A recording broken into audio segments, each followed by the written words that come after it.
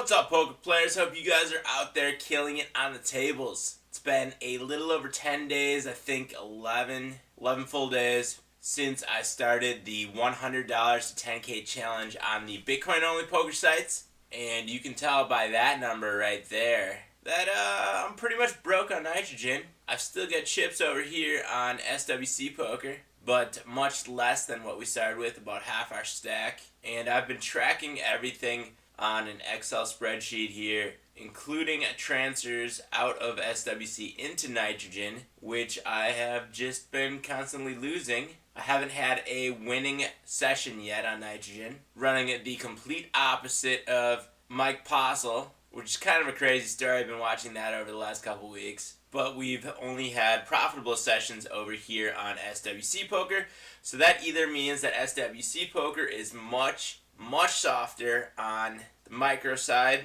or we're just running really bad on nitrogen, or it's a combo of both. It's still a very small sample size, only 5 playing days, only 11.5 hours here on SWC, and 6 over here on nitrogen. So that is an extremely small sample size. But I have another choice here.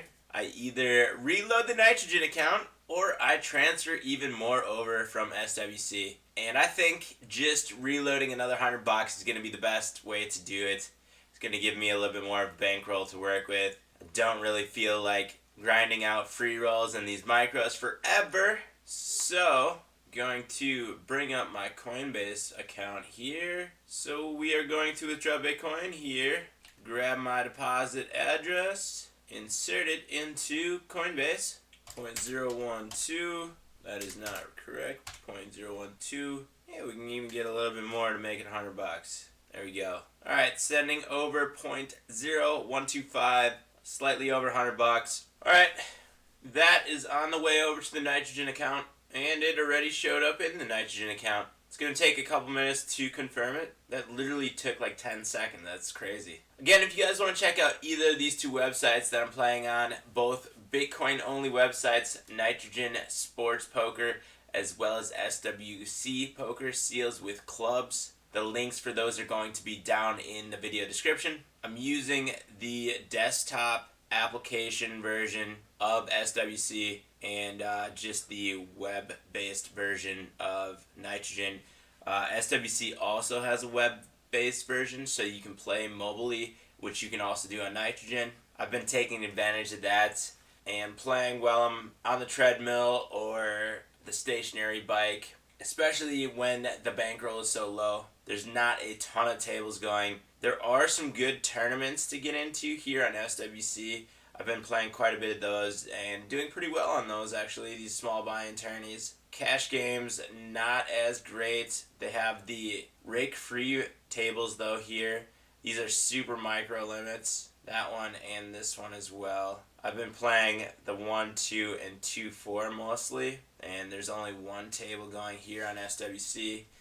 And I've been playing pretty much only the small 0.01, 0.02 tables on nitrogen. They've got one here and another one starting up. With that deposit, that only gives me a little bit over 6 buy-ins, so that's not a huge bankroll to manage right there. And my initial deposit was less than 3 buy-ins, so it's understandable that I've kind of been running the way that I have, although I think, I am currently down 9.5 buy-ins about, which that happens. Not a lot you can do about it. You're gonna go on 10 buy-in swings. It's just going to happen. Let's see if we can bring up my hand history though and take a look at some of the hands that I did go through.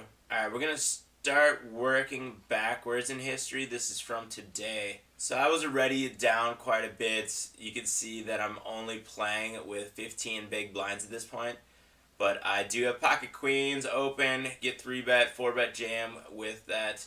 And we're queens against aces, just a classic cooler. And my stack was already super small, so I didn't lose a ton on that one. But I did lose the rest of my bankroll. We're just going to take a look at the bigger hands from some of these sessions. Once again, we have pocket queens, this time from the big blind. Playing 5-handed, button opens to 3x, small blind calls, and we put in the 3-bet. We get a call from the small blind. Flop comes out 10 high, 2-tone.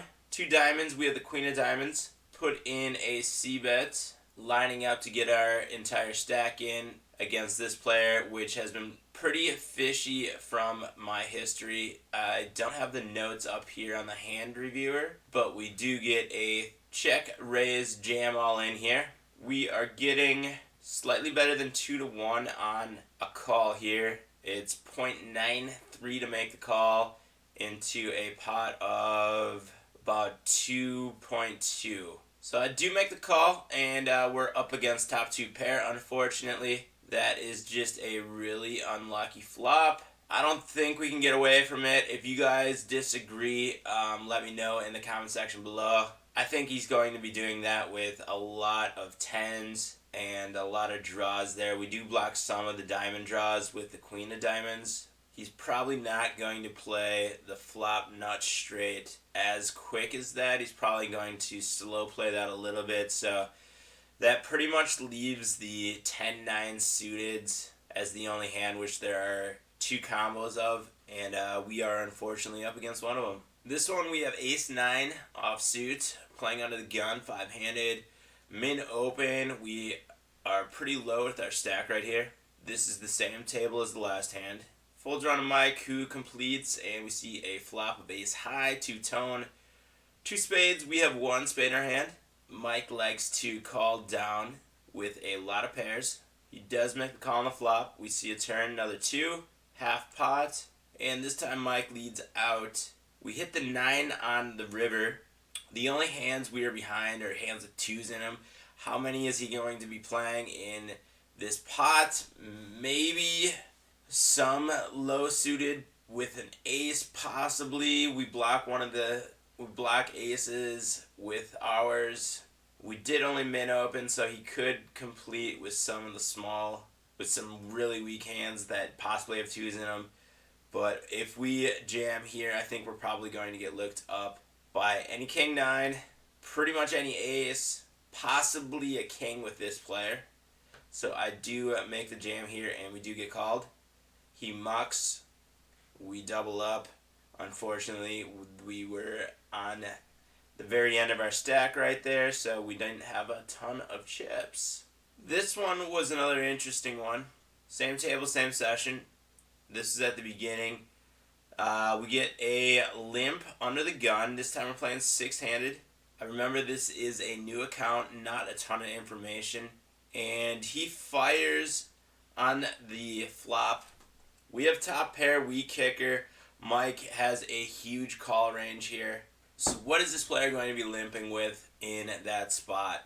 And then leading with some aces, some draws, possibly the low pairs.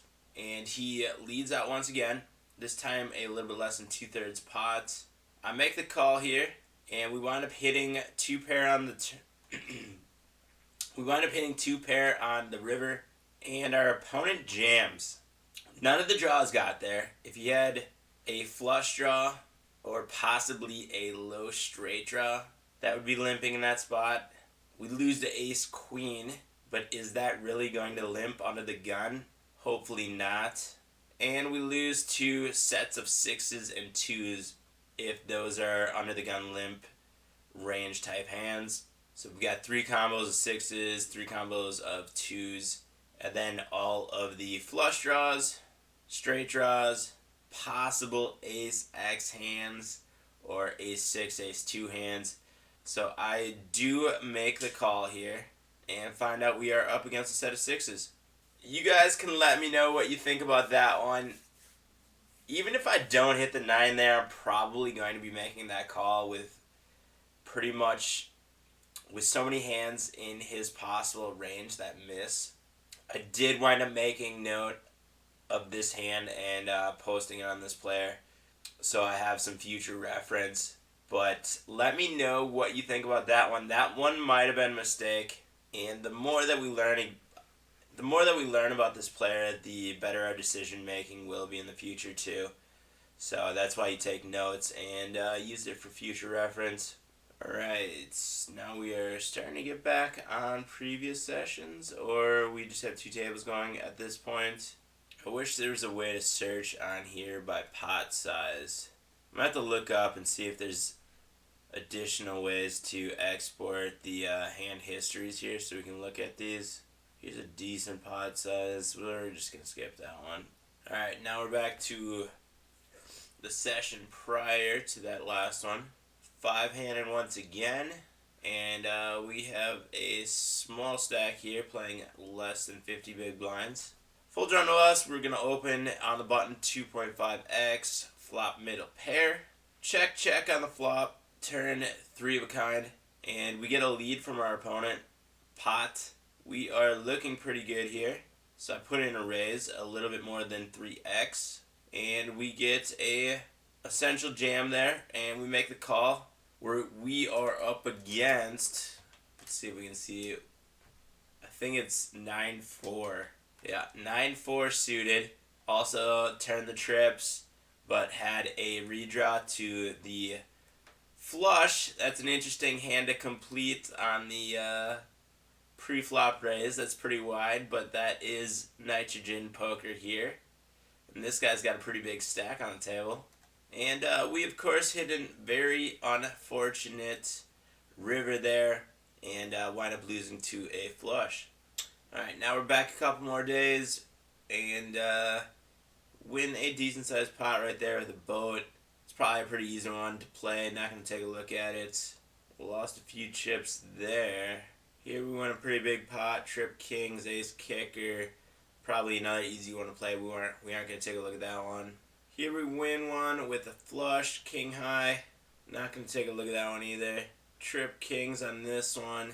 Looks like a pretty easy one to play. Where are my losing hands? Here's one. I feel like we skipped over a bunch. I know there were a lot of coolers, but we have ace king, 50 big blinds. Open on the button, 3-bet from the big blind, and we 4-bet jam here with slightly over 50 big blinds, 52.5. And we get a call. There's a cooler, ace-king against aces. You know how that one's going to wind up. One thing I did notice is that we are playing a lot... What do we have here? We're playing a lot of short stack here. That's not usually my best game. I like playing full. Pocket 8s, 4-handed. We open to 3x. This time we do have a full stack here. This is probably at the beginning of the... So it goes raise, call, 3-bet. Call with the 8s, 4-bet jam, call. I jam here with the 8s, and we're way behind. That was just a bad play. I mean, you have to assume we're behind this player, unless I had a read, unless this is like a crazy fishy player here, which is possible. I wish I had my notes up here. That's kind of a weird one. I must have had some kind of read. I don't usually make a play like that. That one confuses me a bit. When he flats the 4-bet jam, I think we can easily get rid of the 8s here. Against most players, unless we have some kind of reads on these players, but that was a weird hand. That one confuses me. That was not a good use of a buy-in. Alright, here we take one down, full boat. Not going to look at that, looks like an easy one to play. Lose a small one here. Probably against a straight or an ace on that board. Not going to look at it, small pot. Alright, here's a big one. Alright, we got a stack built up. We are playing at 175 big blinds, 6-handed table. Full draw on the button. Button opens to 3x. We put in the 3-bet here. Pretty standard. Button calls the 3-bet. Flop is queen 10, 5 rainbow. We lead for 2/3 pot. We get a call. Turn is the 5 of clubs. There's now a flush draw out there. Lead once again for about 2/3 pot. And we get a jam from our opponent. Getting about 2-1 here. Hands that flat a 3-bet pre, possibly 10s. There's now a ton of draws that are possible. Could be something like king, jack, clubs, or just a king, jack with a club. Queens are possible. Ace, queen's possible. This is a tough one. You guys let me know what you think about this one. This is probably one of our hardest decisions. Calling at 2 1/4, getting almost 2-1, which means we only have to be right about a third of the time. I wish I had my notes again for this player. I should probably start taking my notes and putting them offline so I can look at them when reviewing hands like this. That's a really good idea. I'm going to write that down. Well, I know the result, so we're probably up against either pocket tens, a flush that gets there, or pocket aces, possibly that flatted pre. Pocket tens, flush draw got there, and we were behind. We lose everything essentially. That sucks. That was a big pot. What do you guys think about that one? Can we get rid of it? I think I have a tough time folding on this website just because I know how most of the player pool is. There we win one with kings. Smaller pots. Alright, we got a pocket queens hand here. Pocket queens from the cutoff. Under the gun open. Assuming a 3-bet's coming. There's a 3-bet. We have a 4-bet jam over here and a 5-bet from the big blind. What's up with that? Is there dead money in there or something? Why is that sizing different than that one? That's weird. Do we get rid of the queens here? Can we? We don't. I know that. Here comes the jam. And the big blind, of course, goes, oh my god. You see, this is what happens on this website. We have 5-bet ace deuce offsuit over here. 5-bet calls with pocket tens. We make the correct 6-bet pre-flop with queens. And we're still in the lead on the flop for a pot of 6.43. That's 321 big blinds. Still in the lead. How are we going to lose it? How are we Yep, there it is. The river 10. Shit. Wow.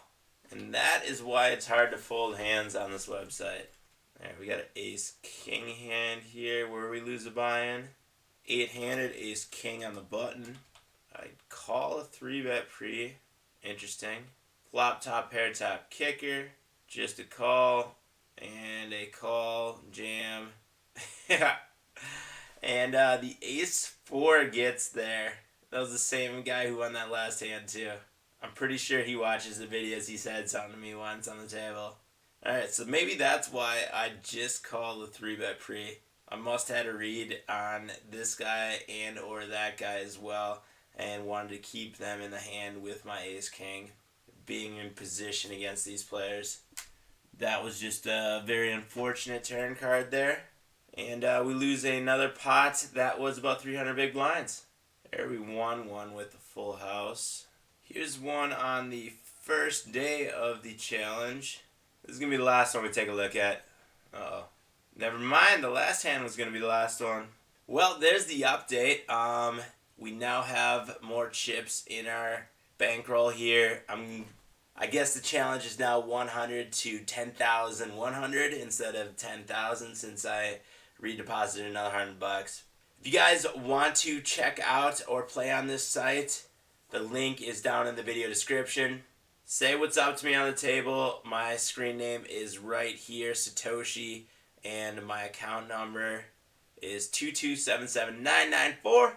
Playing somewhat anonymous. I don't want it to be too obvious and give away exactly who I am. But from what you can see, there's a lot of action. Some crazy hands. We've got some 5-bet bluffs with ace deuce offsuit. Some limp calling here with ace deuce offsuit too. Out of position, you know. The standard plays. I'm going to start moving my notes onto Excel. I am currently tracking all of my sessions here on Excel as well for both sites that I'm playing on. I might make those two spreadsheets available. Maybe I'll put them in a Google Doc or something too. All that info is going to be valuable, so why don't you guys hit that subscribe button so you don't miss out on any of the future action and information that I will be sharing. Give the video a thumbs up and share it with anyone else who also might be interested in these websites. There is some soft action on both of them. We just ran bad on nitrogen so far. And I actually just started saving my hands here on SWC. We have hand history options here. And you have to save them on your computer. I didn't even realize that. they didn't automatically save, but they are saving now, so I will have those for future reviews. Jackpot must have just gotten hit too not too long ago. It was getting up there pretty close to a million UBC, something like that, like unibits, which is a million would be 1 Bitcoin. And that is what this bankroll is going to be sooner than later. 1 Bitcoin, and hopefully Bitcoin is over 10K. Then we can reach the challenge goal. Be back soon with a new video, hopefully with a larger bankroll. But until then, I'll see you guys out on the virtual felt. Peace. Cause I got big racks coming, I put my low racks on it. I ain't skip past losses, I had to get back off it. See the Fit Lab on it until they whip my coffin. Money clip I tossed it, I heard it's big bags on big bags on big bags coming, coming in. Yeah, flex, I just wanna win. Yeah, LABB who we running with. Yeah, 2, 2, 3, 3, I'm on 10 again. Pump up the action.